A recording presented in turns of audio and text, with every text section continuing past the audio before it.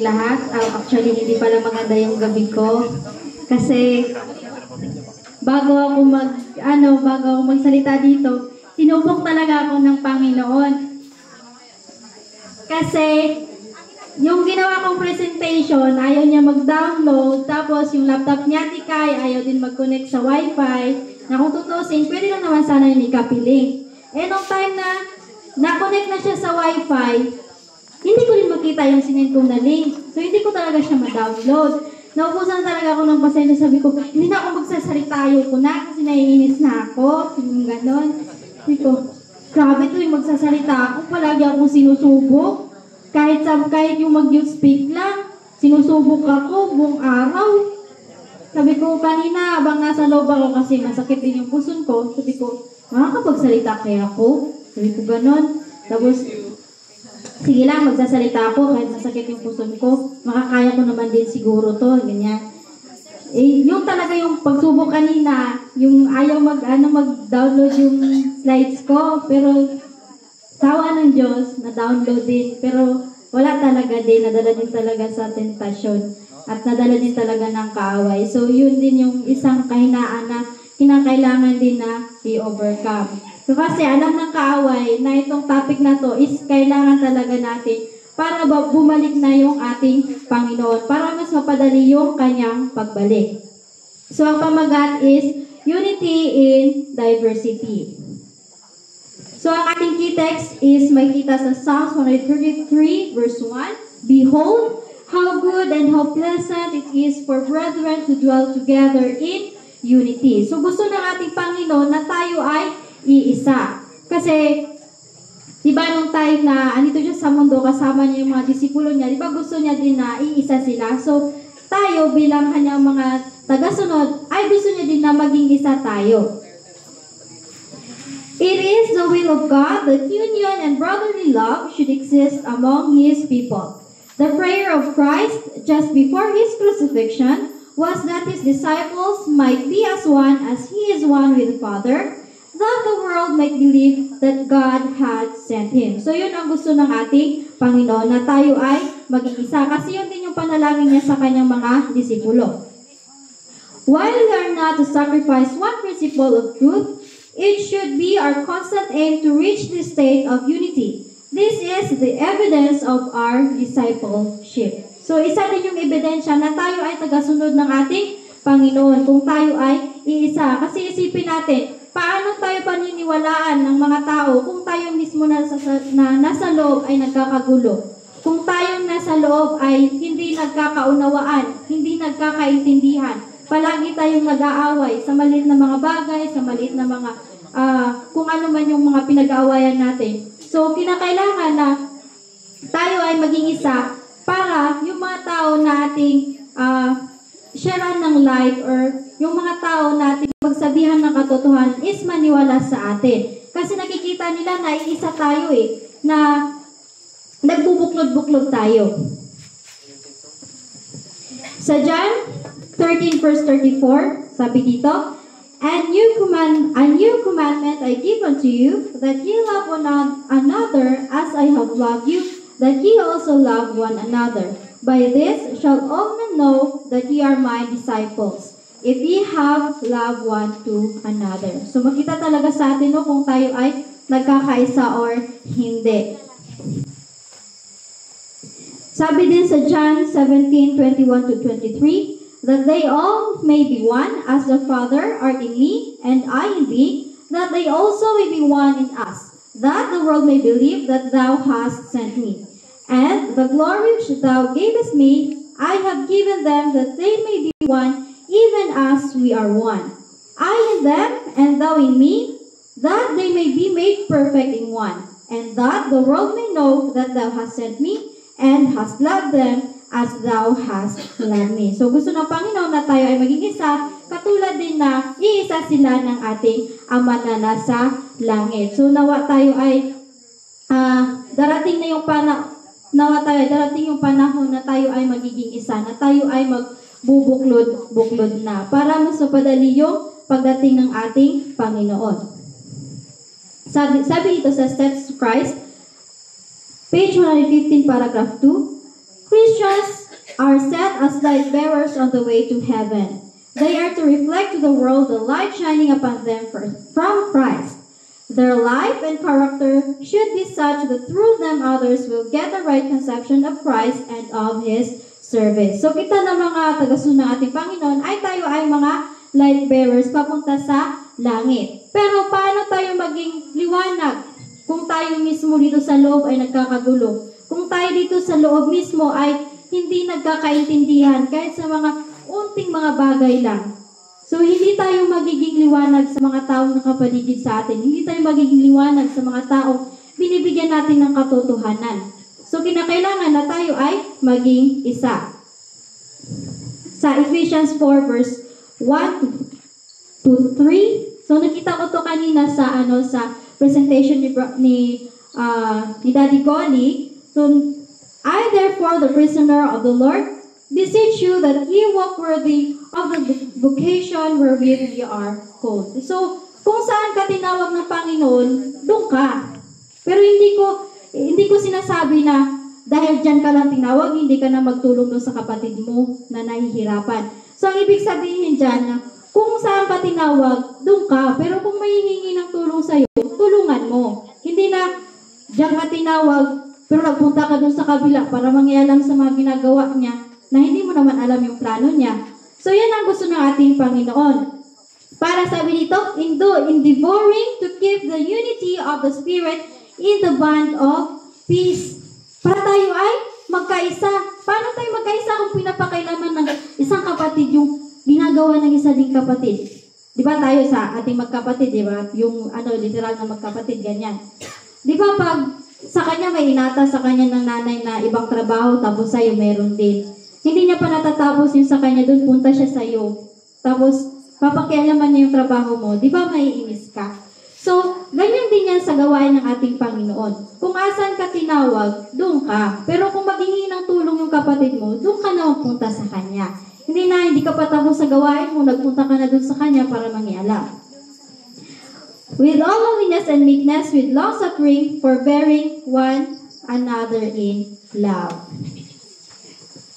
So, one body, many parts. So, dito sa iglesia natin is, isa tayo ng katawan, pero madaming mga parte. Merong kamay, merong mata. So, parang tulad lang din ng katawan natin. Sabi dito, by a comparison of the church with the human body, the apostle aptly illustrated the close and harmonious relationship that should exist among all members of the Church of Christ. By one Spirit, he wrote, are we all baptized into one body, whether we be Jews or Gentiles, whether we be bond or free, and have been all made to drink into one Spirit, for the body is not one member, but many. If the foot shall say, because I am not the hand, I am not of the body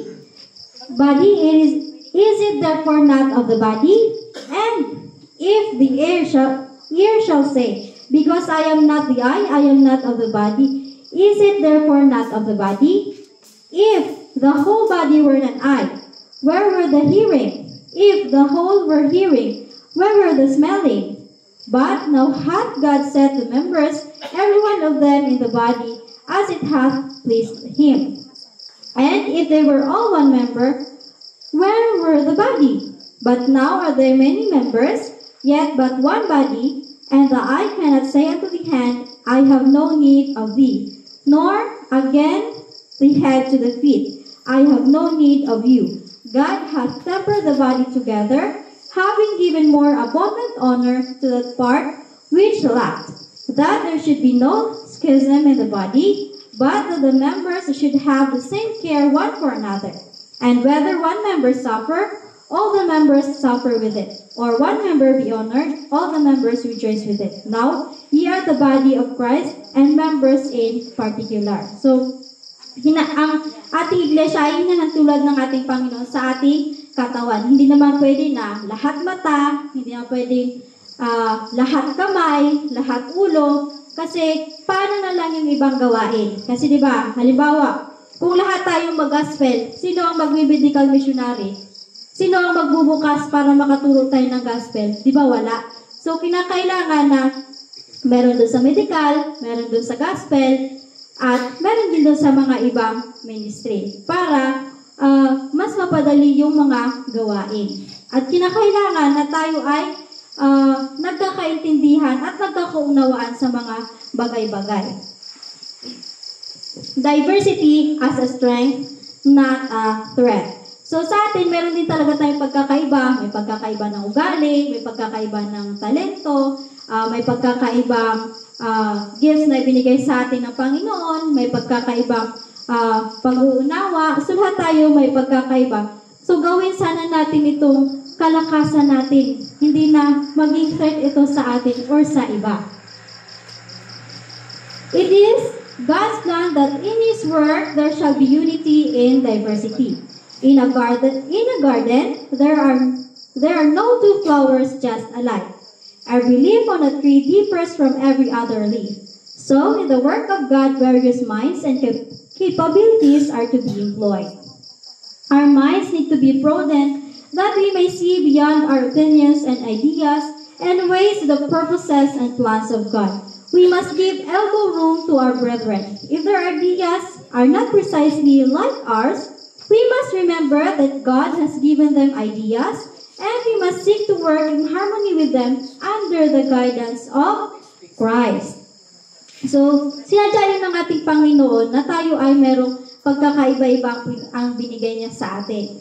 Para din, ma-distribute din yung kanyang gawain. Kasi di ba makita natin sa garden dyan, wala tayong makita dyan na magkaiba yung, anong ibig sabihin, yung hindi magkapareha yung dahon niya. Lahat magkakaiba-iba. Although na pareho siya na bulaklak, pero iba-iba yung dahon niya. So, dito sabi, ang ating kaisipan, kinakailangan natin na mas palawakin pa. Na makita natin na, halimbawa, hindi natin gusto yung idea niya. Idea ni kapatid, ganyan. Or hindi mo gusto yung opinion niya. So, kinakailangan na lawakan natin yung pangunawa niya kasi hindi natin alam, baka yun yung in-express sa kanya ng ating Panginoon. Yun yung binigay sa kanya ng ating Panginoon, pero hindi natin gusto yun. So, ang sabi dito, kinakailangan na we must seek to work in harmony with them under the guidance of Christ. So, tayo na yun mismo ang maghahanap ng paraan para tayo ay maging isa dun. Para tayo ay makipagkasundo dun. Pero halimbawa kung hindi na din naman na sa Panginoon natin, halimbawa sa doktrina, ganyan, may ibang doktrina naman na hindi na talaga siya pwede na anuhin natin. So, hindi na tayo makipag-isa dun. Hindi na natin nasabihin na i-broaden pa natin yung pangunawa natin kasi iba na yun. In-explain mo na sa kanya pero siya ayaw. So, huwag mo nang ipagpilit. Ang sabi lang dito na kung ayaw mo yung idea niya, unawain mo. Pero, kailangan mo din pagsabihan kung mali din yung idea niya. The Lord desires His chosen servants to learn how to blend together. A decided influence for good is to be brought to bear on the inhabitants of the world. However diverse the talents of these workers are to labor in unity, all revealing kindness and love. By different gifts, the truth is to be proclaimed, all the gifts controlled by the same Spirit. So gusto ng ating Panginoon na tayo ay matuto na makipag-harmonize sa iba. Tayo ay matuto na makipag-unawaan sa iba. Kasi sabi dito, despite sa ating pagkakaiba-iba, yung mga gawain ng Panginoon, gusto niya na ay magkaisa. Na makikita yung kindness at yung pagmamahal. Kasi yung pagkakaibang yung mga different gifts nga binigay sa atin ng Panginoon ay sinadya niya yan. Kasi di ba, iba-iba yung level nating lahat eh. Yung iba, ang level nila is malakas na sa physical. Yung iba naman sa mental. Yung iba naman sa kung ano pa yung ibang mga kalakasan niya, sa atin wala. So, kinakailangan na natin na makipagbuklod sa kanila. Kinakailangan lang na unawain natin sila. Palawakin natin yung ating pag-unawa sa kanila. Kasi lahat ng ito ay gifts controlled by the same Spirit. So, isa lang ang nag-control niyan. God desires that men shall stand in their own individual responsibility, and while they are consecrated to Him, there will be unity in their diversity as branches of the true vine. So, gusto na natin, Panginoon, na magtayo tayo ng sa sarili natin, yung sarili nating mga responsibilidad ay tayuan natin. Habang tayo ay consecrated to Him. Kasi gusto niya na tayo ay unite despite sa ating pagkakaiba-iba. Our minds do not all run in the same channel, and we have not all been given the same work. God has given to every man his work according to his several ability. There are different kinds of work to be done, and workers of varied capabilities are needed. If our hearts are humble, if we have learned in the school of Christ to be meek and lowly, we may all press together in the narrow path marked out for us. So, ang ating pag-iisip ay hindi pare-pareho lahat. Hindi same channel. Kasi iba-iba din naman yung binigay na gawain sa ating ng Panginoon. Kasi dito, God has given to every man his work according to his several ability. Hindi naman niya ibibigay sa atin ng Panginoon yung ganyang talento kung hindi natin kaya. Hindi naman niya ibibigay sa atin ng ating Panginoon yung pagsubok na yan kung hindi natin kaya. Binigay niya yan sa atin kasi alam natin na makakaya natin to. Makakayanan natin yon sa tulong niya. Kasi meron din naman mga iba't ibang mga gawain na kinakailangan na matapos. Sabi pa dito, if our hearts are humble, if we have learned in the school of Christ to be meek and lowly, we may all press together in the narrow path marked out for us. Makakalakad tayo sa daan na hinanda sa atin ng ating Panginoon kung meron tayong mapagkumbabang puso. Yun lang naman minsan, kaya hindi tayo nagkakaunawaan or kaya minsan nagkakatalo-talo kasi hindi natin minsan kayang maging humble. Hindi natin minsan kayang maging meek. So, kinakailangan, kaya nga dun sa nabasa ko din, nakarang gabi, halimbawa pag may diskusyonan ganyan sa mga katotohanan, kung nakita mo sa kanya ay mali yung pag-unawa niya or mali yung application niya, tapos sa'yo tama, kahit sabihin mo na tama sa'yo, pero ikaw yung matapang, wala pa rin silbi yung katotohanan mo. Kasi kailangan na, kahit nasa yung katotohanan, kailangan ay kalma ka para maniwala yung tao sa'yo. Paano maniwala ang tao sa'yo kung galit ka na? So, dapat mas kalma ka. Oo, yun, mas kalma ka. Kasi nasa iyo nga ang katotohanan, pero galit ka naman. So, hindi ka din papaniwalaan ng mga tao. You will be tried by the ways of your fellow workers. Never forget that God's plan is that there shall be unity in diversity. The breath of the higher life is to be breathed into our life first. This will bind us to one another and to God. The love of Christ needs to come into our experience. Then we shall love one another as Christ has loved us. I feel an intense desire to see the people of God united by the strong bonds of love and unity. Diba may mga panahon na ang sumusubok sa atin is yung kasamahan lang din natin. Pero huwag natin kalimutan na may plano ang Panginoon. Lahat lang yan ay pagsubok lang sa atin para makita niya kung gaano tayo katatag.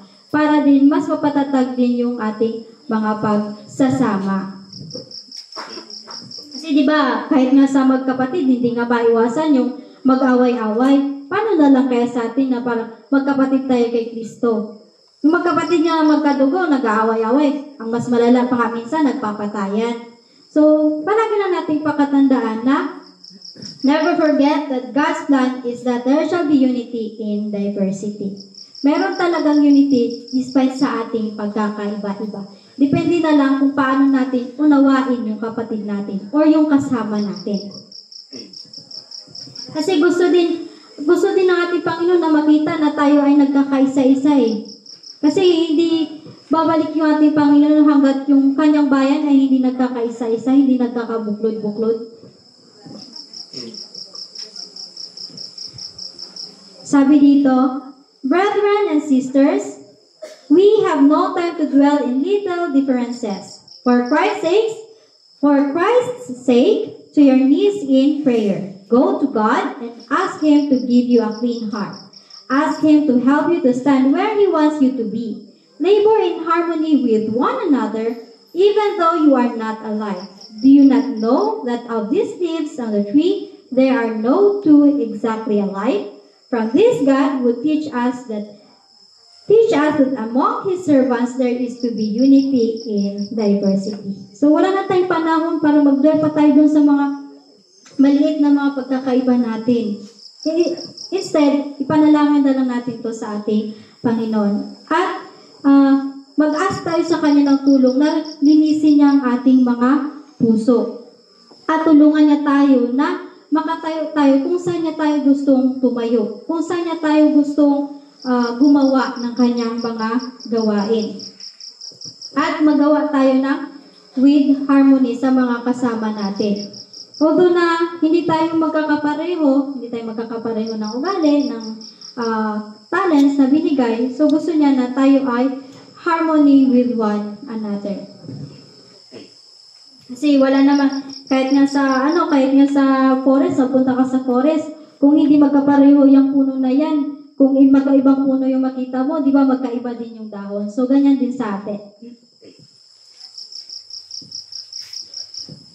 So, sa gabing ito, nawa tayo ay magbubuklod-buklod at nawa tayo ay lawakan natin yung pag-unawa natin sa ating kapatid.